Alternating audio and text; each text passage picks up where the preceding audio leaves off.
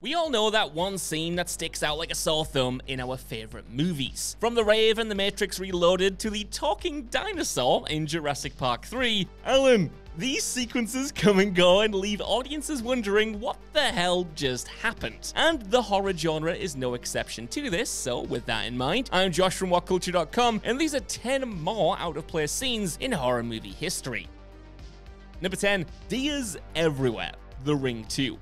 The American remake of The Ring was a mammoth success, and naturally, the film's commercial success led to a sequel entitled The Ring 2. A title which goes hard in my opinion, as it's actually the spell 2, not the numeral 2. Like, I just love that for some reason. It kind of seems creepier. Just me in that one? No? Anyone else? Either way, whatever you think, despite Naomi Watts returning and Ringu director Hideo Nakata taking the helm, the follow-up absolutely shat trow and produced a movie so unmemorable that I just had to spend the first line of this entry talking about its title typography. However, it does have one more memorable thing about it, but for all the wrong reasons. See, at one point in the film, Rachel's son Aiden becomes the target of the supernatural Samara who intends to possess the boy. While on the road, the two encounter a deer who becomes agitated by the supernatural entity inside of the child. This leads to an extended sequence where the pair are attacked and eventually cornered by a herd of deer. Now, unfortunately, the scene is out of place for multiple reasons. One is that these are probably the second worst CGI deers that you've ever seen. The first, of course, being that abomination that you might remember from The Walking Dead, and the other reason is that Rachel's behavior in this moment is just obscene, as the character makes the situation worse by continually stopping despite her son telling her not to, even after being attacked by hostile animals. I guess they were going for animal-based horror like the memorable horse scene from the first movie, but it just didn't work and felt out of place.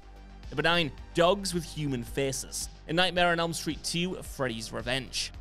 A Nightmare on Elm Street 2, Freddy's Revenge is a pretty good and kinda bold sequel, but it does admittedly manage to break all of the rules established in the original Wes Craven classic. Gone are the dream sequences where you die in your sleep, and instead we get a possession story about Jesse Walsh. As the new kid in town, he becomes the target of Fred Krueger, who aims to take over his body and take his murder spree into the real world. In the climax of the film then, the Springwood slasher succeeds in his plan, as he starts another murderous rampage against a bunch of hapless teenagers at a pool party, but Jesse's love interest, Lisa, chases Freddy down to his hideout to save the young man's soul. Before we reach our final battle, however, our heroine encounters an eerie sight as two demonic dogs arrive with human-like faces. Now, this wouldn't be a problem, and the idea of Freddy having weird guard hounds is kinda cool, but these things just show up and don't even attack Lisa, which makes you wonder why the scene wasn't cut. It's not an embarrassing sequence, but if we're talking about pointless, out-of-place things, this absolutely fits.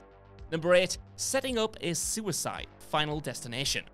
Final Destination is a slasher series that pits victims against death itself. A bunch of survivors manage to cheat death, only to have the Grim Reaper come for them in what appears to the outside world to be a series of grim accidents. It's a pretty consistent premise, all told, but the 2000 original movie had some ideas that were dropped in subsequent films. See, in the series' first iconic death, one that made me terrified of getting in the bath for a good 5 years no less, much to the displeasure of my parents, Todd slips on leaking toilet water and falls on a clothesline into the bath, choking him to death. However, unlike other deaths in the series, this time the Grim Reaper actually cleans up after himself and manipulates the water to go back into the toilet in order to make Todd's accident look like a suicide. It's a neat idea, but ultimately death covering its tracks would be an element absolutely abandoned for the rest of the film, and leaves more questions than answers. I mean, was Death just afraid of being caught and going to jail? Is he just having a bit of the crack? Why add insult to injury in this specific case? Number 7. Kung Fu Cowboys. HELLRAISER 5, Inferno. Hellraiser is a series of horror films known for their nightmarish hellscapes, but the franchise, much like several other horror franchises, devolved into films of questionable quality, with Hellraiser 5 Inferno being the first of many direct-to-DVD sequels. This sequel focuses on Detective Joseph Thorne, who unleashes the iconic puzzle box that bestows upon him bizarre hallucinations. While chasing a suspect in the woods then, our protagonist encounters Cenobites, which is par for the course for this franchise. What is not par for the course though is the arrival of a gang of cowboys who attack Thorne with martial arts moves and then proceed to give him a beating. It's a completely jarring scene that's more Mortal Kombat, the Paul W.S. Anderson version, than Hellraiser, but I guess it certainly will stay with you. Interestingly as well, Inferno has received a second look over the past few years, as if you didn't know, which I didn't until doing this video admittedly, it was actually directed by the great Scott Derrickson. Number 6. The flute scene, Alien Covenant. Michael Fassbender was the absolute highlight of the two Alien prequels so far, and has embodied the role of villainous android David with an unsettling ease. Director Ridley Scott obviously knew that he had a talent on his hands as well, and as such gave us double the David in the second prequel, Alien Covenant, as the actor also plays Walter, another android who serves as David's polar opposite. It's a great dual performance, but one sequence in the film, intended to be serious, led to reactions that Ridley Scott probably wasn't hoping for. This scene is, of course, when David teaches Walter how to play the flute, and in order to guide him with the instrument, Fassbender delivers the unfortunate line, "I'll do the fingering." Now, this line has led to immature laughter from audiences everywhere and washes away any meaning that it's meant to convey. Now, if Alien Covenant was a rip-roarer of a movie, a line like this between two androids could have been incredible. But the problem is that this scene in particular is so self-serious that it invites such a playground response, more fitting with an Austin Powers innuendo or something. Number 5. Do Your Thing, Cuz, Texas Chainsaw 3D.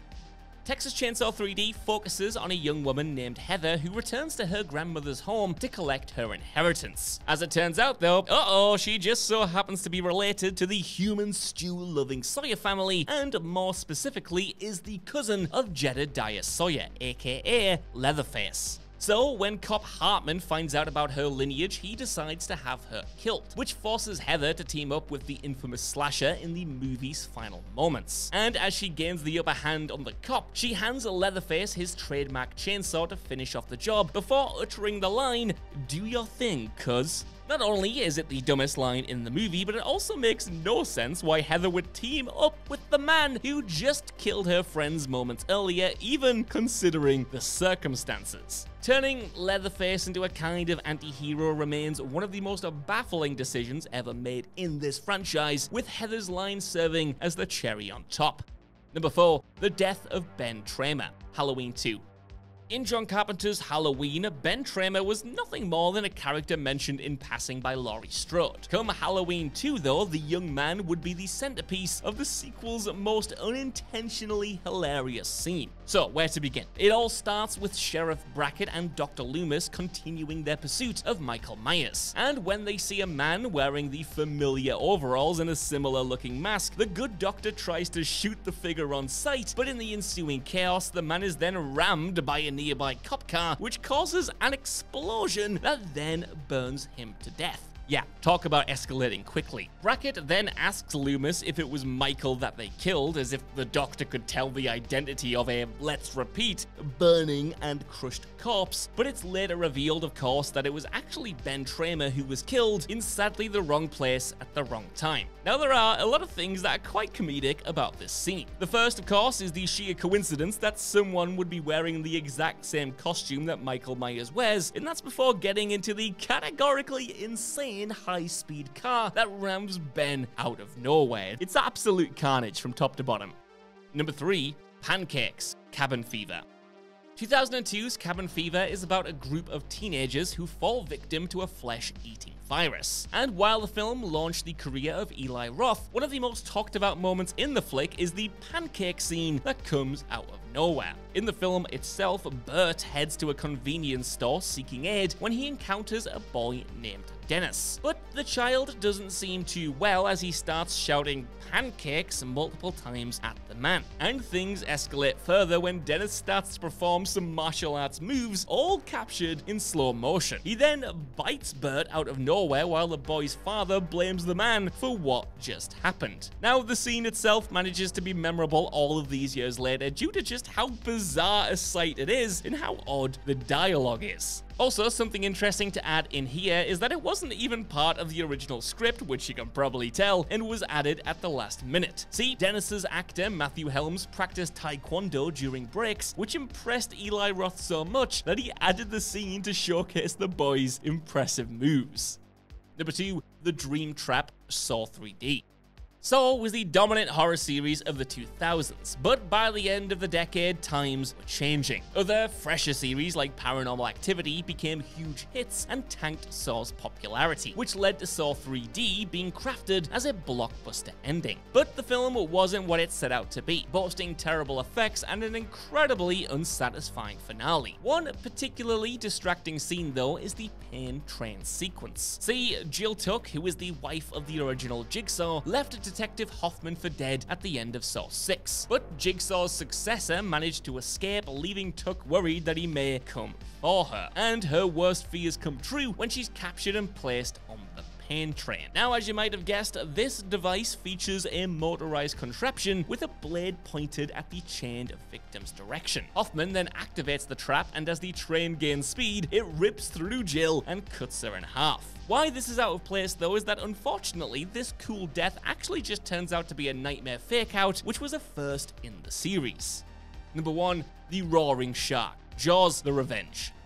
Jaws: The Revenge intended to bring the franchise back to its roots after the negative reception of Jaws 3D. It brought elements from the first 2 installments like Amity Island and the Brody family back, but despite its good intentions, the film is now seen as the worst of the 4 movies, starting with the insane premise that the shark itself goes on a quest for vengeance. Its crowning moment, however, is during the film's climax when Ellen Brody pursues the shark, and in order to stop the Great White, Mike Brody uses a device that emits electrical impulses to harm the creature. Thankfully for our heroes, the object works and dishes out immense pain, but then the quite literal impossible happens. The shark rises from the water and begins roaring out of nowhere.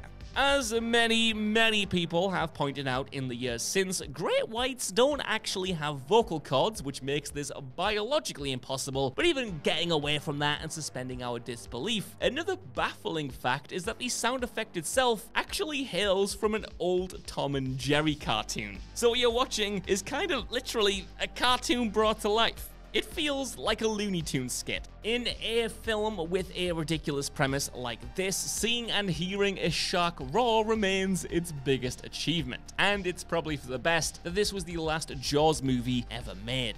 So that's our list. I want to know what you guys think down in the comments below. What did you think of these particular scenes? And are there any other out-of-place horror moments you would have included on here? Let me know in the comments, and while you're down there, could you please give us a like, share, subscribe, and head over to whatculture.com for more lists and news like this every single day. Even if you don't though, I've been Josh, thanks so much for watching, and I'll see you soon.